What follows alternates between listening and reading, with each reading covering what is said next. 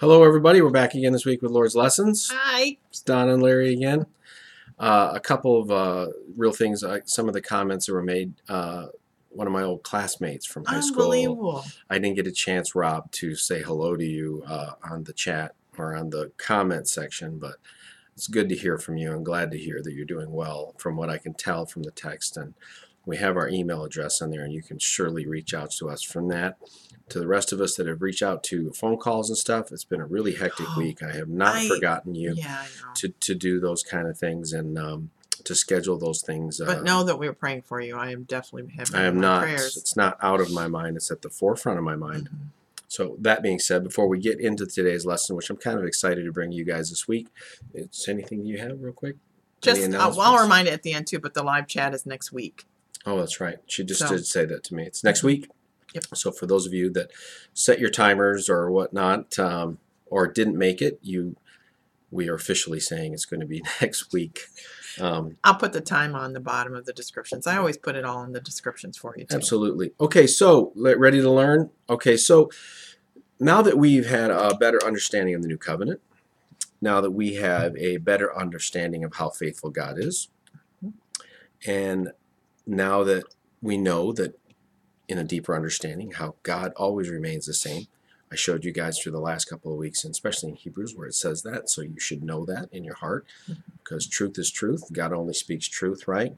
Let's learn about trusting God, and some people that in the history, in the past, that have not exactly shown, and I'm going to, in order to preface what the bulk of the message that I'm going to get at you guys today, I need to kind of, I don't know of the depth of some of your guys' knowledge, and I would encourage you to read Genesis. I'll just say this now, 25 through about 33 is where I'm going through, but I'm just going to touch on some of the precepts leading up to what I'm getting at today. So in Genesis 25, if you want to open your Bibles to that real quick, we'll start here as I get a drink of coffee. And what you'll see where I'm going with this, and I need to kind of lay some of this out to get you to understand what we're talking about. So Abraham in 25 passes away. We have Isaac's sons, and in 23 of 25 it says, "And the Lord said to her, 2 nations are in your womb, and 2 peoples shall be separated from your body, and 1 people shall be stronger than the other, and the older shall serve the younger." There's significance to that, and you'll see how that goes as we go. So you can fast forward now to 27. There's 2 sons by Jacob. Jacob has, I'm sorry, 2 sons by Isaac. Excuse me, I'm looking at Jacob as I'm reading this. 2 sons by Isaac. There's Jacob and Esau, right? So Isaac asks I said I need to kind of do a once over on this. I could do a big, deep thing, but that's not where the bulk of the message I want to get in on this today. Isaac tells his older son Esau, "Go out before I pass away. I can't see anymore, and go and slay for me one last animal. Come back and prepare a meal, and I will bless you as the oldest child," right? In the tradition of the old Hebrew ways. But his mother wants Jacob to be the heir of the throne, and she tells Jacob, "Go out to get 2 goats." And he goes out and he gets 2 goats, and he's worried because he says Esau has furry arms and I have smooth arms. And she says, "Just listen to what I'm telling you." And there's a deception that's gone there where Isaac cannot see, but he thinks that it's Esau, his son, and he says, "How did you come back so quick from hunting the animals? Let me feel your arms." And he has this fur that he's put on his arms, and he says, "Okay," and he blesses him. Now, the blessing that he gives him is in 27. And it says, "So he came and close and kissed him, and when he smelled the smell of his garments, he blessed him and said, 'See, the smell of my son is like the smell of the field which the Lord has blessed. Now may God give you the dew of the heaven and the fatness of the earth and the abundance of the grain of the new wine. May peoples serve you and nations bow down to you. Be masters of your brothers, and may your mother's sons bow down to you. Cursed be to those who curse you, and blessed be to those who bless you.'" Now, on the surface, that would seem like a very awesome blessing, but you're going to see the significance of this as God moves in this. Also, too, I wanted to point out that God, as we go through here, doesn't approve of Jacob's conduct in the deception of his brother. And how do we know that? Just kind of a quick glimpse of what goes on, as you can read it on your own, hopefully, if you don't know. Jacob, after that, was sent to a foreign land. That would be the last time. His mother was very dear to Jacob, but that would be the last time that he would see his mother in his life. He leaves his mother. He's sent to a foreign land. He goes through this troubles with this guy named Laban, or however you want to say it, to find his wife Rachel. He's deceived when it comes to that. And in the end, Jacob's own sons would deceive him later on in life, and he would witness the heartache of losing his son Joseph, his very son, through the deceptions of his own son. You remember Joseph went and was sold off as slaves by his brother. We already covered that. So this does come roundabout. The Lord does take care of everything and make everything just, but he has appointed Jacob to do this, to be the heir. And like he said earlier in 25, if you remember where I prefaced this, he said the older will serve the younger. That was earlier in 25. So he doesn't necessarily condone Jacob's actions, but we also know that he considers Jacob to be repented, because later on he would call Jacob Israel. And we know that blessing that Isaac gave Jacob was the blessing to the country of Israel. That curse those who curse you and bless those who bless you.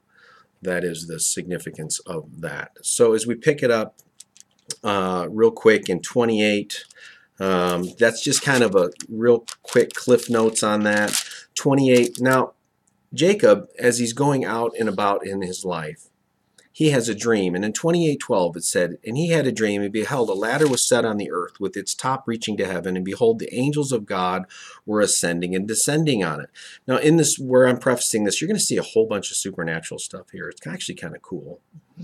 And behold, the Lord stood above it and said, I am the Lord, the God of your father Abraham, the God of Isaac. The land on which you lie, I will give it to you and to your descendants. Your descendants shall also be like the dust of the earth, and you shall spread out to the west and to the east and to the north and to the south. And in you and in your descendants shall all the families of the earth be blessed. And behold, I am with you and will keep you wherever you go. This is important.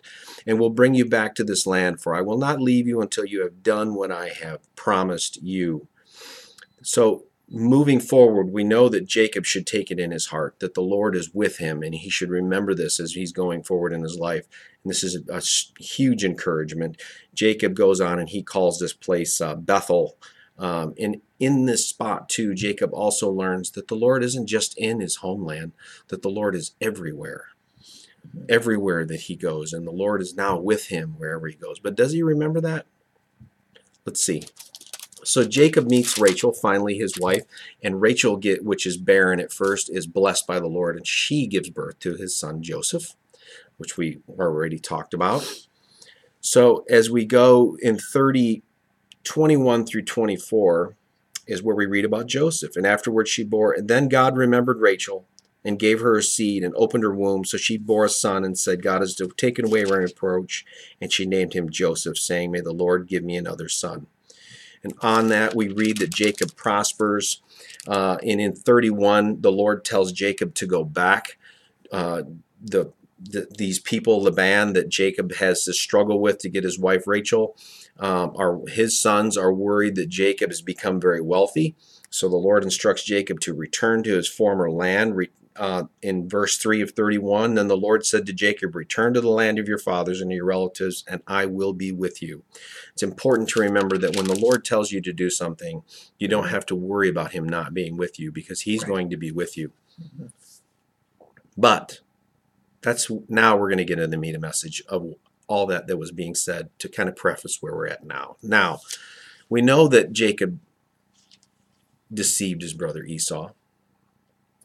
Now the Lord has instructed him to go back. We also read earlier that the Lord has said, I am with you. He just told him to go back to your former land. I am going to be with you. There's more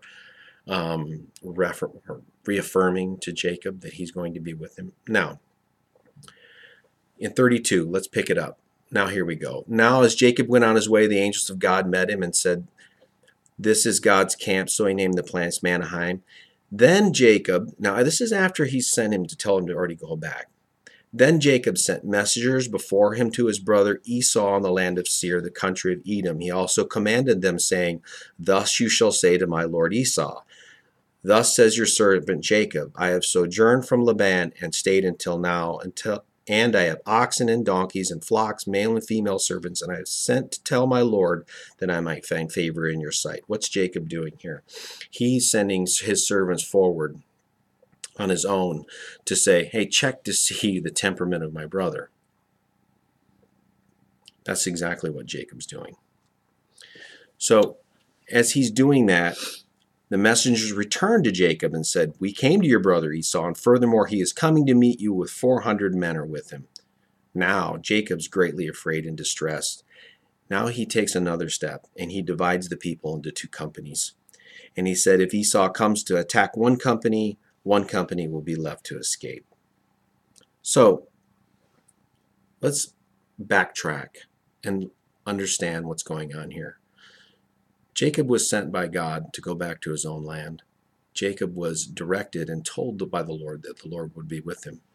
But on his own, without having faith or trusting, which is what we're talking about today, trusting in God, Jacob has sent servants to go test Esau. The news that was given back to him wasn't good news, or so he thought. All he heard was 400 men are coming with his brother Esau, and because of that, he's going to split the people on his own. The Lord didn't tell him to do that. All the Lord told him is go, and I'll be with you. So when the Lord tells you to do something, trust in God. All this anxiety and worry that Jacob's going underneath is not necessary. Now we see Jacob going back to the Lord and asking for hope. Jacob said, "O God, my father, of my father Abraham and God of Isaac, O Lord, who did say to me, return to your country?" He's questioning God here. "Who did say to me, return to your country and to your relatives, and I will prosper you? I am unworthy of all the loving kindness, of all your faithfulness, that which thou hast shown to thy servant. For with my staff only I crossed this Jordan. Now I've become 2 companies. Telling him what he's did. "Deliver me from the hand of my brother, from the hand of Esau, for I fear him, lest he come and attack the mothers with the children. For thou didst say, I will surely prosper you, and make your descendants as the sand of the sea, which cannot be numbered for multitude." So he spent the night there. And from what he had, now, after he prays, Jacob now sends a huge procession of presents to his brother. After he's already prayed. Now he's sending 200 female goats, 20 male goats, 200 ewes, 20 rams, 30 milking camels, 40 cows, 10 bulls, 20 female donkeys, 10 male donkeys. And he delivered into the hand of his servants. Every drove by itself, and said to his servants, "Pass on before me," and put a space between the droves. And he commanded the one in front, saying, "When my brother Esau meets you and asks, 'To whom do you belong, and where are you going? And who do these animals in front of you belong?' Then you shall say, 'These belong to your servant Jacob. It is a present sent to my lord Esau, and behold, he is also behind us. Then he commanded also the second and third, and all those following the drove, saying, "After this manner you shall speak to Esau when you'll find him." He's sending all these presents forward to Esau, even though the Lord's already told him. So there's a point to what I'm getting at here as we keep reading. "And behold, you shall say, your servant Jacob is behind us, for he said, I will appease him with a present that goes before me. Then afterward I will see his face. Perhaps he'll accept me."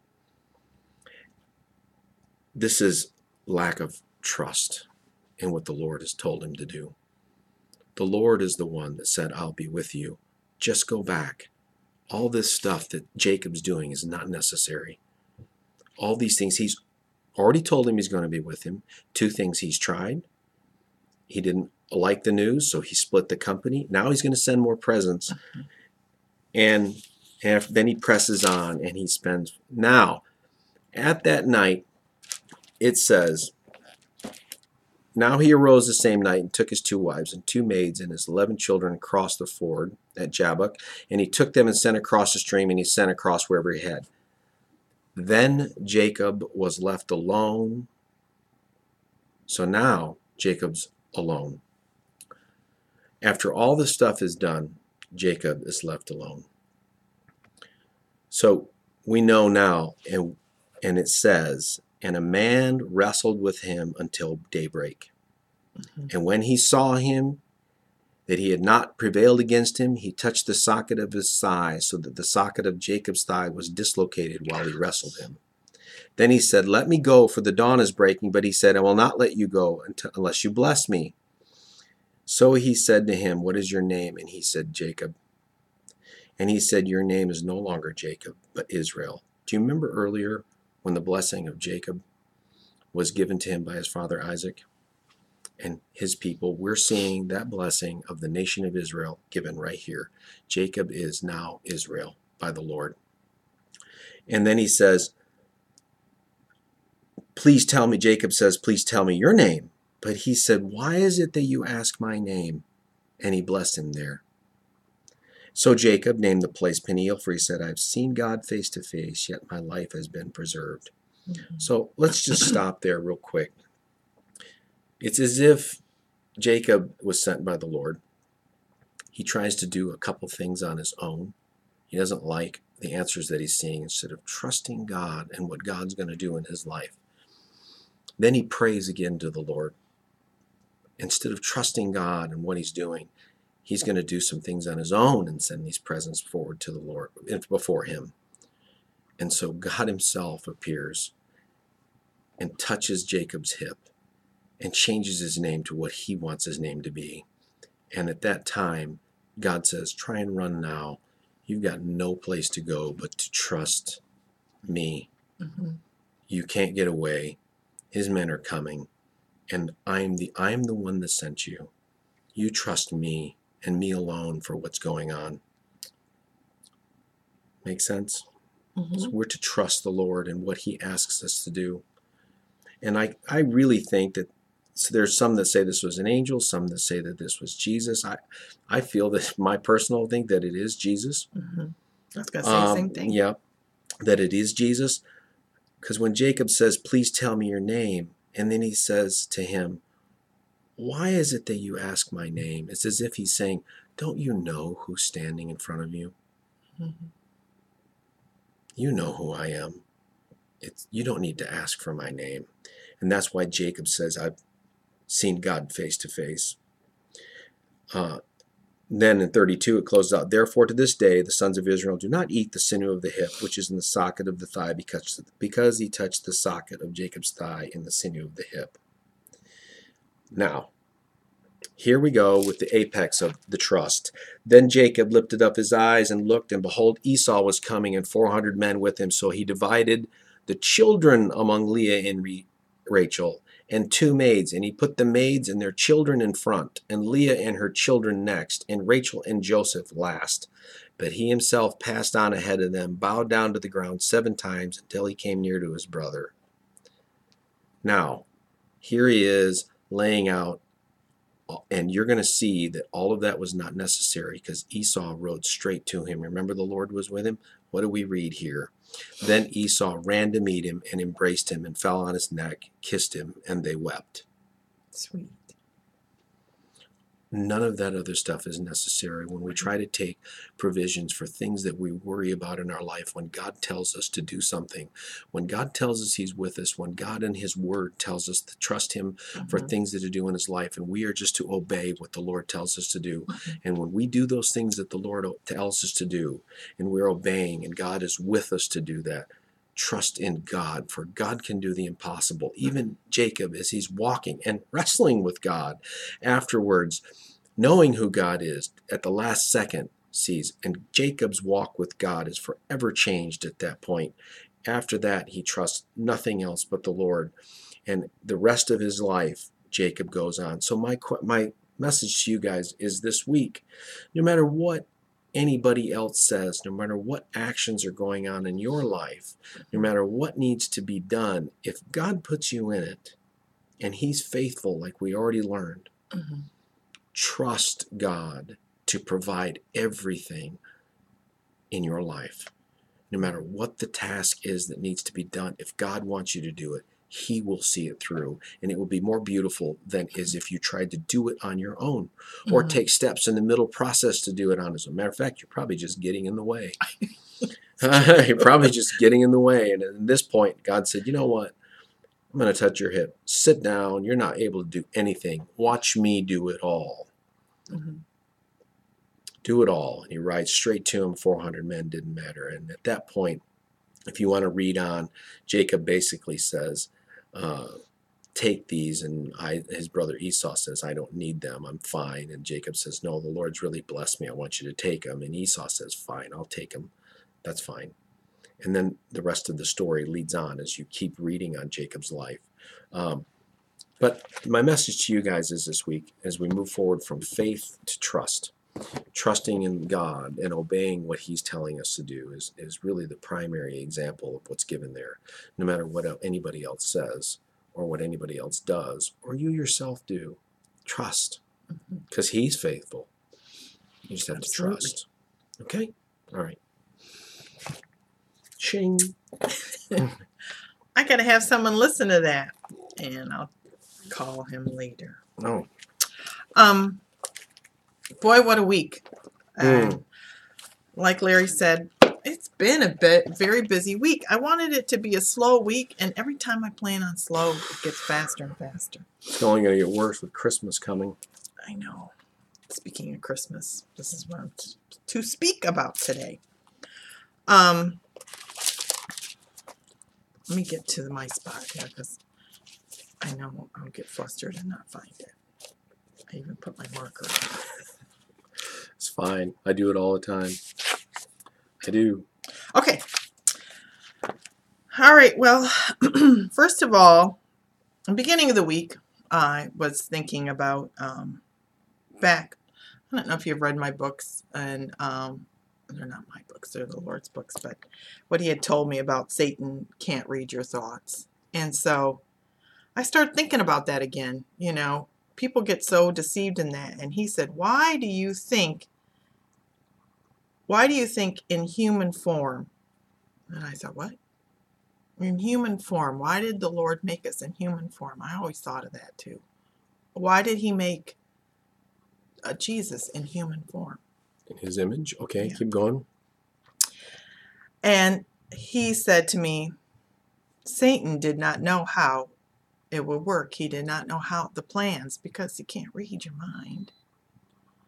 There is power between humans and human in my creation and the Father. Above all else, why do you think Satan hates you? So I started to think about this throughout the week. And I was looking at it, and he said he knows what people will want. Pastors are swayed. Men of Bible scholars are swayed. Know your foundation, he said to me. Amen. So I said, this past week, my daughter was home on Saturday, and I always decorate the house before she leaves. It's usually like the Saturday after Thanksgiving. We try to get everything up. And so I was looking at the house and walking around, and my brother will attest to you that I had the house decorated. Mm-hmm. It's kind of cool. So a little festive. So I started looking about all. Well, I will confess, I used to have, not anymore, but I used to have a Santa tree because I liked Santa so much, and Santa had given me fond memories of our childhood and Mom and Dad and the things that they did for us for Christmas. And so I was looking at the Santa tree, and as I was looking at it, the Lord said, and why are there not more of Jesus in your house? Figures of baby Jesus and not Santa. Ouch. And I thought, and I said, well, I was thinking of Santa, and I'm going to tell you, I'm all human too, you know, but I said, sure. Well, there's goodness in Santa. And he said, more than your Savior, why are you worshiping idols other than me? Oh man, that really hit. Oh yeah. And so I didn't really want to tell you all this, but he's insistent. So And then I realized, well, I suppose I am. I am using them as idols. And he said, put those things that represent me on, not other idols before me. Amen. And so I took down my Santa tree. Good for you, Dee.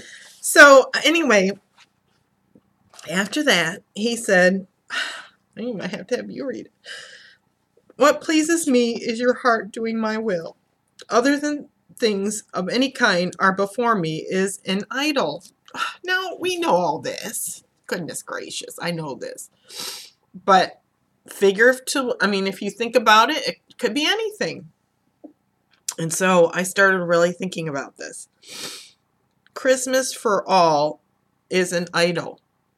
And I have told you, last year had many people ask me about Christmas, and I thought, I don't know. The Lord has never said anything to me. And so I'm telling you now.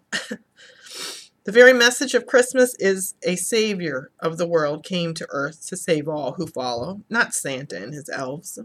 And then I started thinking about this, and he has said, who has workers work for him so that they may spread throughout the world of good deeds they are done and will be rewarded for it.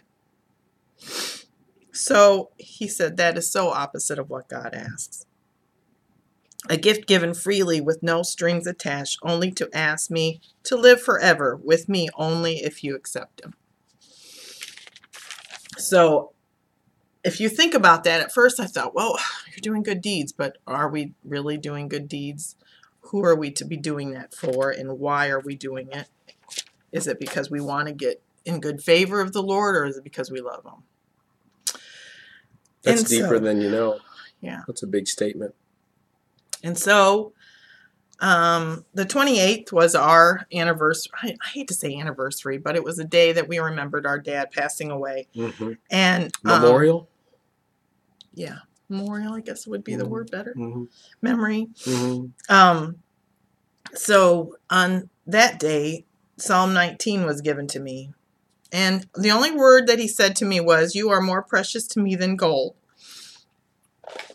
So if you would read 19 for me. You got it. Okay, ready? Psalm 19. The heavens are telling of the glory of God, and their expanse is declaring the work of his hands. Day to day pours forth speech, and the night reveals knowledge. Night to night reveals knowledge. Yeah. There is no speech, nor are there words. Their voice is not heard. Their line has gone out through all the earth, and their utterances to the end of the world. In them he has placed a tent for the sun, which is a bridegroom coming out of his chamber. It rejoices as a strong man to run to his course. Its rising is from one end of the heavens, and its circuit to the other end of them, and there is nothing hidden from its heat. The law of the Lord is perfect, restoring the soul. The testimony of the Lord is sure, making wise the simple. The precepts of the Lord are right, rejoicing the heart. The commandments of the Lord is pure, enlightening the eyes. The fear of the Lord is clean, enduring forever. The judgments of the Lord are true, they are righteous altogether. They are more desirable than gold, yes, much fine gold, sweeter also than honey, and the drippings of the honeycomb. Moreover, by them your servant is warned. In keeping them there is great reward. Who can discern his errors? Acquit me of hidden faults. Also keep back your servant from presumptuous sins. We covered that earlier. Do you know what he's talking about there with presumptuous sins? Talking about those sins that we do in our life. David's talking about there. Let's say a little later, you're going to do something sinful, but you're going to ask for forgiveness beforehand and do it anyway. Dangerous. You're asking for forgiveness before you've actually committed it. So it's in your mind, it's okay to do it. It's wrong. Mm-hmm. And keep back your servant for presumptuous sins. Let them not rule over me. Then I will be blameless. And I will be acquitted of great transgression. Let the words of my mouth and the meditation of my heart be acceptable in your sight, Lord. In your sight, O Lord, my rock and my redeemer. Well, I was telling my little brother this. For some reason, I did not know this, but the Lord had told me to tell my brother this, who had just he moved to Michigan. And I texted him and told him to read Psalm 19. And, we we all go through some hard times, and so he's adjusting and everything, and I'm not going to say any more, but the one thing that hit me was he said, you know, Dad and I, when I was little, when I was in high school, my dad used to drop them off to high school, and they would pray the 14th prayer, verse 14 in chapter 19 of Psalms every day. I didn't know that. I didn't know that either. I thought that was awesome. So as I was reading that, the next day, I'm going to skip on over. This is awesome. The next day I was driving. I went to take my mom to the store and everything. I tried to do that to help her out. Mm-hmm. And I was driving home and I had the radio on. I normally don't have the radio on. I don't know why I had it on. But boy, he was adamant and told me, turn the radio off. I had to talk to you. So he told me to pray for our president right then and there. When he says that, that's immediate, do it. As Larry was saying, trust in the Lord, do obedience. Mm-hmm. So I was doing that. I did not know what was going on. I did not know anything. That was the 29th. And so later on that time, that night, I thought I was doing something in the kitchen, and I thought, well, I better start praying again, because he had told me to pray without ceasing for your president. That's what he had said.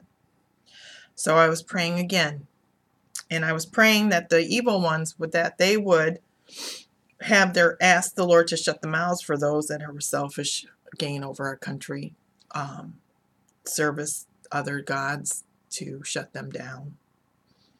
And he was very firm, and it kind of took me aback. He said, all who come against me will be slain. And I thought to myself, wow, we're always thinking, oh, he's a forgiving father. He will forgive you. He will, he was very firm on that. So I was thinking about that, and I told my son about that when he came home from work, and he said, slain. That means that already has happened, Mom. And we talked about that on the 30th. When I was talking to him about it. But guess who passed away the 30th that night? And I didn't know it. So if you have read anything about what's going on in this, I ask you, please don't, and he had told me many, many times, don't be deceived on what you're listening. I hope you're not listening to main news. Please don't. Get in tune with the word, and I'll tell you, the Lord will tell you. You don't need to listen to news. He'll tell you what's going on. Anyway, he had said to me, when I thought of the word slain, I looked it up. It's to kill violently in great numbers, broadly. Slay is to kill violent, kill, murder, put to death, cut, and eliminate. Okay. So he has said to me, this is not a game. And who had said that before? I don't know if you guys listen. If you guys know who I'm talking about, I won't say it out loud, but yes, this is not a game, he said. Many need to get their life right. I'm coming soon. Many. So few have found the narrow gate. So I'm telling you, he's telling me it's coming. I'm not going to say the date. I'm not that type of person, but I know it's very prevalent. We're not the only ones saying that the Lord is coming soon. There's many people that are saying that.